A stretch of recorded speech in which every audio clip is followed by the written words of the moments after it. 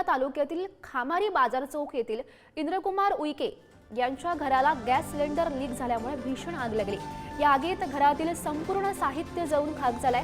अचानक लागलेल्या आगीमुळे इंद्रकुमार उईके यांच्या पत्नी मृदुताई उईके यांच्या चेहऱ्यावर आणि हातावर दुखापत सुद्धा झाली। घरातील जवळपास 2 ते 2.5 लाख रुपयांचे संपूर्ण साहित्य जळून यामध्ये खाक झालंय। शासनाकडून मदत मिळावी अशी अपेक्षा आता उईके कुटुंबियांनी केलेली आहे।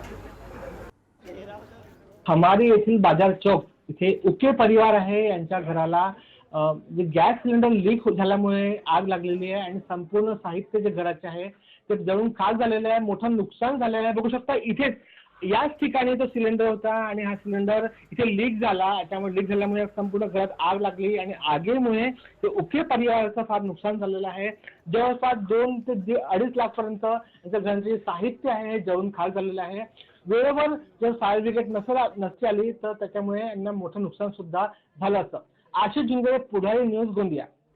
गॅस चालू होते आणि एकाएकाच विस्तव निघला। काय जळलं? सगळेच घर गृहस्थीचं सामान जळलं। शासनाचे आपल्याला मदत पाहिजे। 2 लाख पर्यंत नुकसान झालं आहे।